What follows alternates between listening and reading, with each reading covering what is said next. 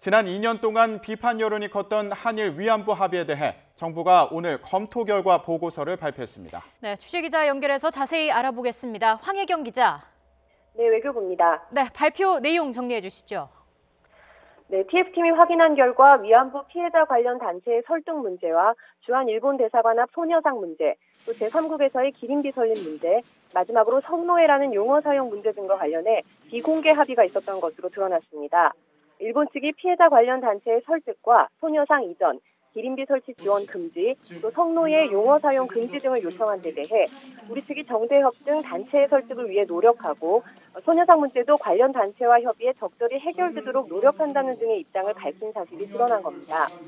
일본 정부의 착실한 합의 이행이 이루어진다는 전제를 두긴 했지만 사실상 일본 측의 희망을 수용한 것으로 TF팀은 판단했는데요.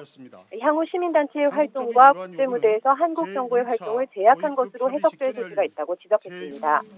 또 합의 내용에는 피해자에 대한 금전적 조치도 포함됐죠. 생존자에게 1억 원, 사망자에게는 2천만 원을 지급한다는 것인데 정부가 이 금액에 대해 피해자의 의견을 수렴했다는 기록도 찾아볼 수 없었고 이러한 금액의 산정 기준 또한 없었다고 밝혔습니다. 특히 피해자 의견 수렴과 관련해서는 인권의 문제가 일반적인 외교 현안처럼 주고받기 협상으로 협의가 이루어졌다면서 이럴 경우 피해자들이 수용하지 않는 한 정부가 최종적 불가역적 해결을 선언했다 하더라도 문제는 재현될 수밖에 없다고 지적했습니다. 네, 지금 일본과의 과거 합의 과정에서 이 주무부처였던 외교부는 조연에 불과했다 이런 언급도 있었습니다. 이건 무슨 얘기인가요? 네, TF팀이 조사한 결과 한일 간 합의에 이르기까지 모두 12번의 외교부 국장급 회담과 8건의 고위급 비공개 협의가 있었는데요. 실질적인 논의는 고위급 협의에서 이루어지고 국장급 협의의 역할은 제한적이었다는 게 TF팀의 판단입니다. 고위급 협의에 직접 참여하지 못했을 뿐만 아니라 협의 결과에 대해 청와대로부터 전달받은 뒤 외교부의 의견도 전달했지만 받아들여지지 않았다는 건데요. 이와 관련해 TF팀 오태규 위원장은 대통령과 협상 책임자, 외교부 사이의 소통이 부족했다고 지적하고 향후 외교부가 업무를 하는 데 있어 교훈으로 삼을 일이라고 강조했습니다.